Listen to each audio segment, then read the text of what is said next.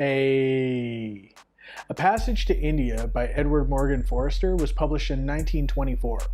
It's a novel that considers some of the many difficulties of the British rule of India, a quarter century before that country's eventual independence. The book depicts the clash between cultures and attempts to explore who or what may be to blame for the lack of trust and true communication between both sides. Aziz, a Muslim doctor living in the fictional community of Chandrapur, is most comfortable among his own people and is frustrated by aspects of British rule. Despite this, he meets a small handful of English people that seem to understand him. He leads a sightseeing tour for his new friends to the local Marabar caves, where an accusation of inappropriate behavior occurs. The fallout from this accusation wedges the English and the Indians even further apart, and also serves to galvanize each of the communities on either side of the issue as tensions increase. None of the novel's characters, British or Indian, are wholly admirable. They've all been boxed in by their cultures, and while some of them hope to overcome these barriers, there's always something there, distorting and warping both words and the best of intentions. When it comes to the writing itself, A Passage to India's language is dated. It was written 100 years ago, and the plot can lack punch at times. But the symbolism and symmetry of this novel are masterful. Like Joseph Conrad and Ford Madox Ford, E.M. Forster is able to piggyback on compelling philosophical and sociological discussions in his prose. The omniscient narrator flips from the English to the Indian perspective as we learn that both sides are struggling to navigate this impossible colonial relationship. This is a novel that wrestles with big ideas, like fear and truth and societal expectations. Due to the complexity and depth of it, A Passage to India is a novel that invites rereading. I could pick it up every 4 or 5 years and find something new to chew on with each revisit.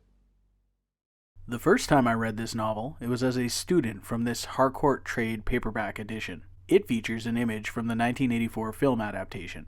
It does not contain any extras beyond the text itself, with blank title pages for each of the novel's 3 sections. The printing quality is a touch problematic at times, so when I had the chance to upgrade to a more deluxe illustrated hardcover copy of such a classic novel at a great price, I decided to take it. So let's do this. Here we have A Passage to India from the Folio Society. This version was released in 2008, but is actually the publisher's 3rd distinct release of the title. The first was released in 1983 with illustrations from Ian Robbins. Then, over a decade later, they released a box set of the novels of E.M. Forster, which included A Passage to India among its 6 volumes.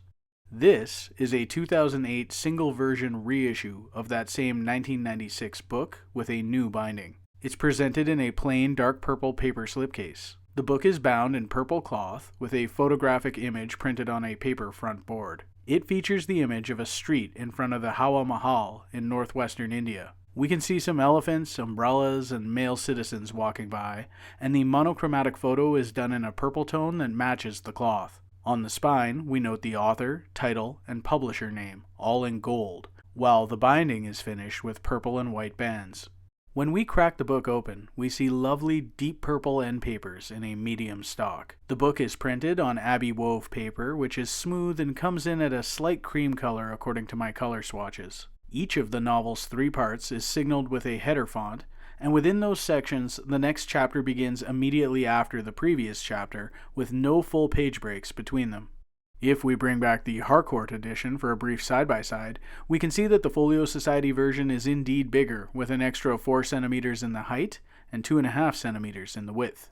The font size is similar in the Folio version, but with the consistency issues in the paperback, there's still an improvement when it comes to readability for the Folio edition, which boasts precise printing throughout. Unfortunately, there is no introduction here. The unique intros are one of my favorite elements in a Folio Society novel, because they're often written by an academic or expert with a distinct perspective. I would have appreciated one here, as there are many aspects of the book that are worthy of extended commentary or analysis. Glenn Boyd Hart provides 9 interior illustrations. He might be familiar to Folio fans from his work on the 1987 release of F. Scott Fitzgerald's Tender is the Night. The illustrations here are an attempt to recreate the Plastoco well process, a lithograph printing process that was popular in the 1950s, 60s, and 70s, and which was perhaps last used on that Fitzgerald title. The lithographs for A Passage to India were drawn onto a special film and then printed, resulting in 4-color artwork that is presented on a smooth, thin photographic paper. Unlike most folio novels I've looked at, the table of contents for the illustrations does not point to a specific quote, but instead provides the briefest description of the scene. Let's take a detailed look at the artwork now. The first illustration is a depiction of the journey to the caves. Dr. Aziz has arranged a ride on an elephant to move his English guests from the train station to the cave site. We're told that there was little color in the morning air and no vitality, and Hart has captured that description here with the muted oranges and browns of the hills. This purple tone is featured in many of the images, and considering all the purple from the slipcase cover and the end papers, it helps the whole design gel cohesively. The second piece is a depiction of Aziz arriving at his friend Hamidullah's house. The purple and blue work together nicely, creating this frame of an arch. In the back, we can see a Tonga pass by in an orange-brown, while in the foreground, 2 bicycles ride toward us. Symbolically, we can read a shift away from the traditional and towards the modern. The color works to capture the early evening's fading light and emphasizes the movement with these loose lines in the foreground. Most dominant are the dark colors of the riders' outfits, which look like European-style suits rather than traditional clothing. I should point out that a handful of the illustrations seem more informed by the 1984 film adaptation rather than the words of the novel, and this is one of them. This looks a lot like the scene in the movie, and it didn't quite go down like this in the book. The third piece is an illustration of the first meeting between Dr. Aziz and Mrs. Moore later that evening at the mosque. The patterning helps evoke the location, and the purple and blue are used again to create a soft atmospheric effect. As the younger man talks to the older woman, they each note the potential for a meaningful connection in their honest conversation. The fourth image is a portrait of Mrs. Moore. She sits in the sun holding her umbrella. The image is done in green, mauve, dark blue, and brown. The lighting effects are delicate and brilliant here, as the highlights and shadows help define the shape of her clothing. This is my favorite of the bunch, as the lithograph technique works well to convey a soft, ethereal, and almost haunting quality, which is perfectly suited to this particular character. The fifth illustration is of Adela Quested. She's also depicted in pale purple with an umbrella like the previous image of Mrs. Moore. The heavy shadow down the front of the form helps define her legs as she stands on the grass, with some textured trees behind her. Both of these images curiously have the characters' names written below them, which is a little weird. The sixth image depicts Miss Quested, Dr. Godbully, and Aziz near a pool. Quested is a loose form. Dr. Godbully's hand is to his mouth as he eats, and Aziz looks down. So much of this novel is about distorted echoes, so the reflections in the water seem very appropriate here. But this is another illustration that seems overly indebted to the movie rather than the book. The seventh image is of a silhouette figure at the entrance of the Maribara Caves. What precisely occurs in these caves is never fully revealed, but in one way or another it haunts all of our characters, so the darkness and ambiguity of this image is appropriate, though it does feel rushed or unfinished in its execution.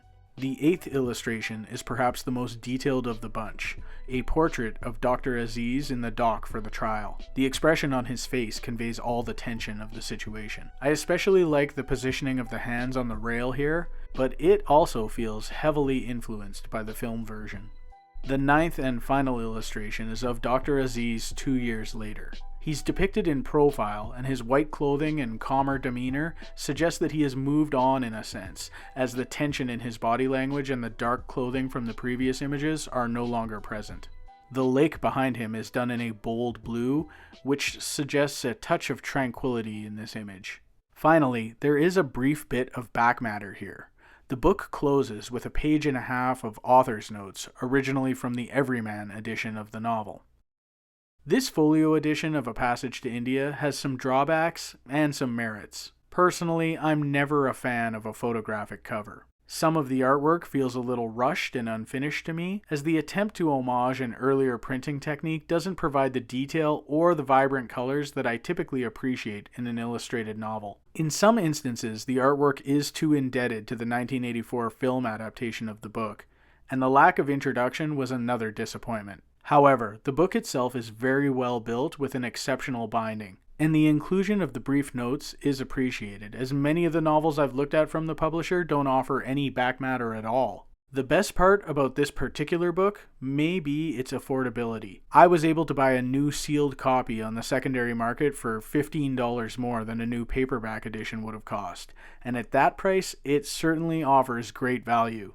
With the problematic printing issues that my old trade paperback edition suffered from, I'm happy moving it to the box of doom, because now I have this copy that provides a much more enjoyable reading experience. As always, thanks for watching, and keep an eye out for future videos. When it comes to the stories you love, it's always worth upgrading your books.